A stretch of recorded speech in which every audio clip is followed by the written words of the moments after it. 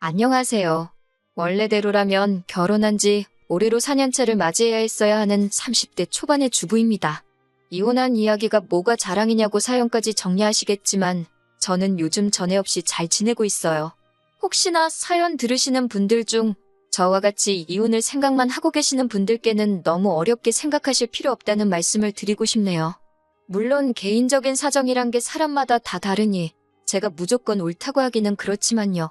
그래도 저는 제가 좋은 결정을 내렸다고 생각합니다. 이혼하면 이렇게 속이 후련하고 편한 거였는데 그동안 뭐가 그렇게 두렵고 무서워서 시간만 끌고 있었는지 허송세월 빈 껍데기로 시간만 날린 것 같아서 그게 참 후회가 되네요. 저와 남편 사이에 아이는 없었습니다. 애초에 제가 직장을 그만두기로 한 건 결혼하자마자 곧바로 아이를 가지고 싶어 했기 때문이에요. 그런데 제가 회사를 그만두자마자 사소한 다툼이 시작돼서 아이가 깼다 직장을 그만뒀는데 결혼생활 4년 동안 아이를 만들 노력조차 안 하게 되었네요. 아무튼 이렇게 되고 나니 아이가 없는 게 새삼 다행이구나 하는 생각이 듭니다. 결혼은 요즘 대세라는 반반 결혼을 했습니다.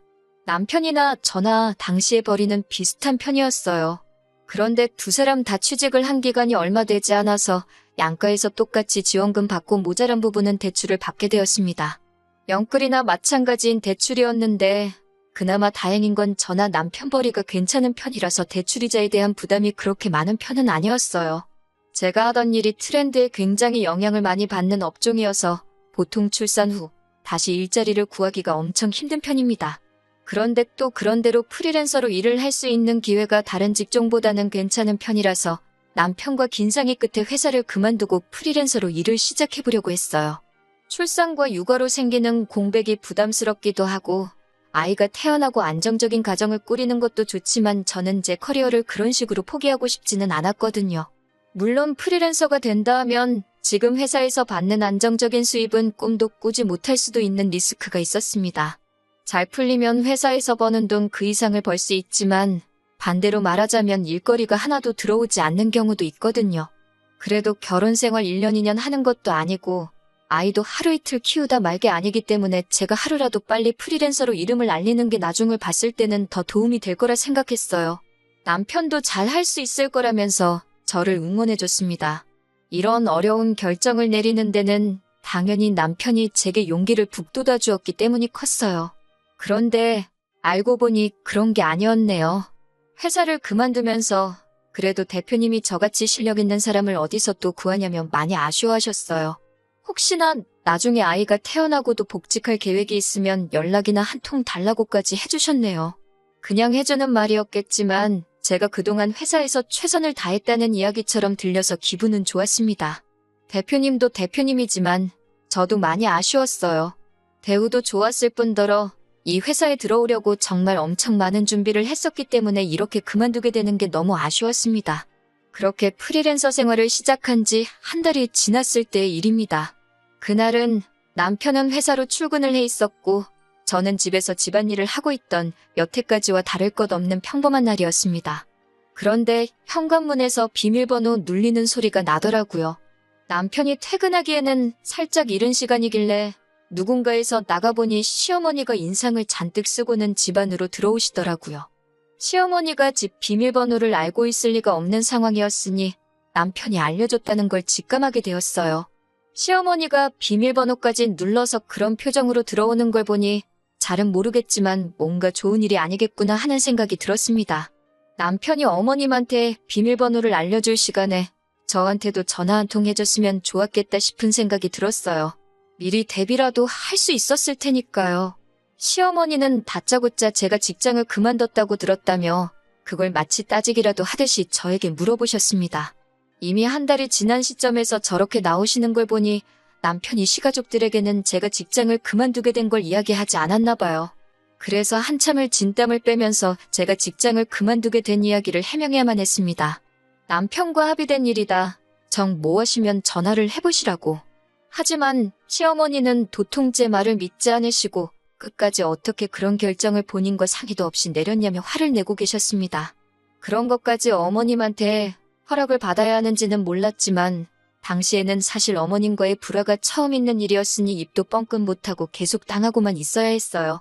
한참을 시어머니에게 시달리고 있는 와중에 문이 열리는 소리가 나더라고요. 남편이 퇴근해서 돌아온 거예요. 정말 그제서야 이 시달림이 끝이 나겠구나 싶었고 구세주가 등장한 것만 같았습니다. 남편이 저 대신 어머님을 이해시켜주는 것까지도 바란 게 아니었습니다.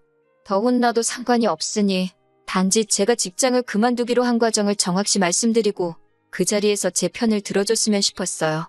그리고 그렇게 해줄 거라 당연히 믿었고요.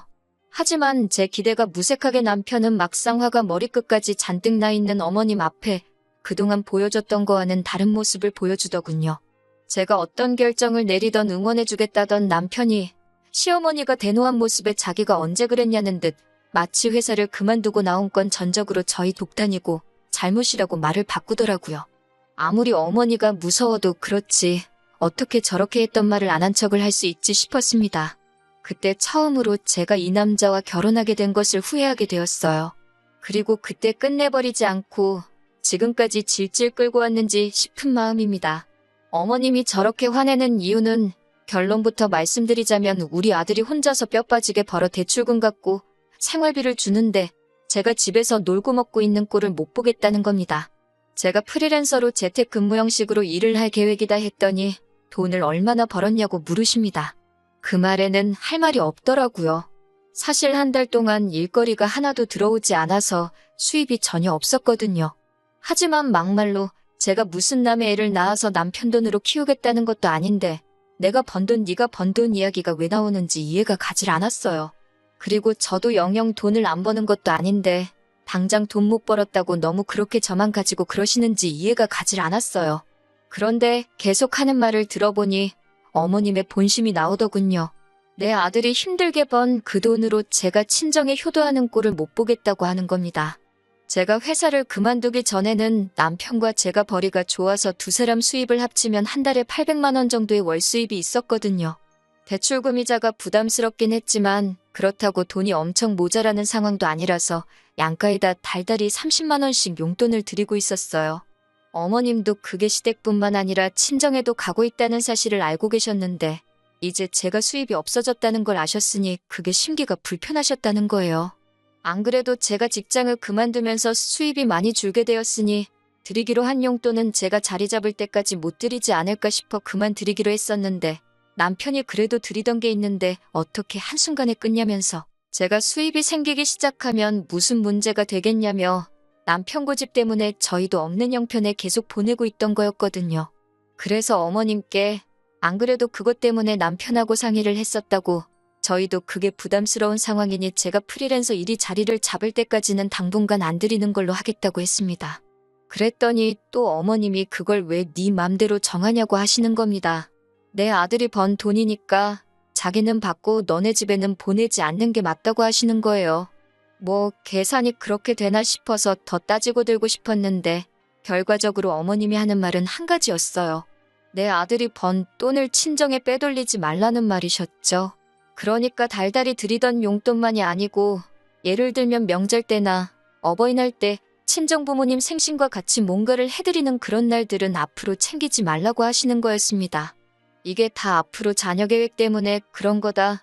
현재는 수입이 없지만 조만간 생길 것이다 등등 제 이야기는 하나도 듣지 않으시고 내 돈은 내 돈, 내 아들 돈도 내 돈이라고 확실히 선을 긋고만 있었습니다. 그 와중에 남편은 찍소리도 못하고 오히려 엄마 말이 맞다는 듯이 수긍을 하고 있으니 옆에서 지켜보는 제 속이 다 답답하더라고요. 어머님이 자기 할 말만 다 하고 돌아가시니 그 시끄러웠던 집이 언제 그랬냐는 듯이 조용해지더라고요. 저는 그때까지도 남편이 어머님 말씀에 맞장구 쳐주고 하던 게 다 어머님 기분 맞춰주면서 상황을 유연하게 해결시키려 한 거라 굳게 믿었는데 그게 아니더라고요. 남편은 난데없이 엄마 말이 틀린 게 하나도 없지 않냐고 하면서 대출이자 내고 생활비 주면서 자기도 자기가 쓸 돈이 없어서 그동안 회사에서도 후배들한테 커피도 한 잔 못 사주고 그랬던 게 너무 자존심이 상했다고 하는 겁니다. 당장이야 제가 수입이 없는 건 맞지만 애초에 회사를 그만두고 프리랜서를 하는 게 좋겠다고 등 떠밀던 게 누군데 저러고 나오니 어이가 없었어요. 같이 결정한 걸 가지고 왜 내 탓만 하냐고 했더니 누군 한 달 동안 수입이 없을 줄 알았냐고 하면서 그게 다 제 능력이 부족해서 그런다는 겁니다. 결국 이제부터는 네 돈, 내 돈 따로 관리하자고 하더니 생활비도 필요한 이유를 적어서 자기한테 다서 쓰라고까지 하더군요. 솔직히 그때 이혼까지 생각하기도 했습니다. 그런데 한편으로는 결혼한 지 3개월 만에 이혼하는 부부가 세상에 어디 있나 싶기도 하고 괜히 주변으로부터 손가락질을 받지는 않을지 친정 부모님이 주변 사람들한테 면목이 서지 않지는 않을지 정말 너무 여러 가지가 다 걱정이 되었습니다. 그래도 그때 적어도 일을 그만둔 한 달 사이에 아이가 생기지 않은 게 천만다행이라는 생각을 했습니다. 다음 날이 되어서 저는 제가 다니던 직장을 찾아갔습니다. 차라리 애를 안 낳고 살면 살았지 저런 취급을 받으면서 살고 싶지는 않았거든요. 회사 대표님은 저를 반겨주면서도 조금만 더 일찍 오지 그랬냐면서 난색을 표했습니다. 회사에서는 이미 벌써 제 빈자리를 채우기 위해 인력 중원을 해놓은 상태였고 그걸 저 때문에 물을 수 없는 상황이다 보니 저를 다시 복직시킬 만한 여력이 없었던 거예요. 제가 제 발로 사표를 내고 나갔는데 누구를 탓하겠어요? 그렇게 그냥 아무런 소득 없이 집에 돌아오게 되었네요. 남편은 퇴근하고 오더니 그렇게 큰 소리를 치더니 복직은 어떻게 된 거냐며 빈정대듯이 물어보더군요. 잘 안 됐다고 하니 그럴 줄 알았다면서 왜 멀쩡히 다니는 회사는 그만둬가지고 이 사단을 만드냐고 계속 제 속을 긁기 시작했습니다. 정말 너무 분하고 화가 나는 와중에 남편이 심호와 작당을 하고 그날부터 저에게 왜 그렇게 했는지 그 이유를 알게 되었네요. 남편이 아버님 건강검진을 다녀와야 하니 저보고 모시고 다녀오라고 하는 거예요. 어머님도 계시고 시동생도 있는데 제가 그걸 왜 가야 하느냐 따지니 생활비를 받으려면 제가 그에 합당한 일을 해야 한다네요. 세상에 제 편만 들어줄 거라 생각했던 남편 입에서 그런 소리가 나오니 정말 어이가 없었습니다. 대놓고 저보고 식모살이를 하라고 하는 거잖아요. 화가 머리끝까지 나서 한 번만 더 나를 식모 취급을 했다간 그땐 이혼해버리겠다고 했습니다. 그리고 그깟 대출이자와 생활비는 내가 가져다 줄 테니 이딴 거 한 번이라도 더 나한테 시켰다간 어떻게 되는지 한번 보자고 했어요. 남편도 결혼하자마자 이혼하는 건 좀 아니라고 생각했는지 그때부터는 아무 말도 없었습니다. 그리고 그날부터 저는 낭만 잔뜩 남아서 복직은 못했지만 어떻게든 일거리를 받아와서 두 모자들 입도 뻥끗 못하게 만들어버려야겠다는 생각뿐이었습니다. 하늘도 이런 저를 도운 건지 저는 전 직장의 대표님으로부터 연락을 받게 되었어요. 복직 이야기는 아니었지만 회사에 들어오는 일거리 중에 단가가 안 맞는 일들은 저한테 소개를 시켜주고 싶으시다는 거였습니다. 물론 대표님도 그 과정에서 중개료식으로 돈을 얼마 떼가긴 하는 거였고요. 대표님 입장에서는 단가가 낮지만 잠재 고객일 수 있는 사람을 잡을 수 있어서 좋고 제가 어떤 사람인 줄 알고 있는데 그렇게 저를 보내고 나서부터 한동안 마음에 걸려하셨다는 거예요. 처음 받은 일은 정말 얼마 되지도 않는 일이었는데 어차피 대출이자만 반반씩 내기만 하면 되는 거니 뭐가 됐든 해보기로 했어요. 뭘 하든 남편이나 시모 계획대로 시가족 뒷바라지를 하면서 돈을 다 쓰는 것보다는 나을 거라 생각했거든요. 아무튼 그렇게 점점 프리랜서 활동이 자리를 잡기 시작했고 벌이도 늘어나게 되었습니다. 대표님이 일가무르 물어다 주던 것 외에도 활동하면서 입소문을 타게 되니까 알아서 일거리도 들어오기 시작했고요. 그리고 그때부터는 일 때문에 밤 늦게까지 작업을 해야 하는 일도 있었기 때문에 남편과 갑방 생활을 하게 되었습니다.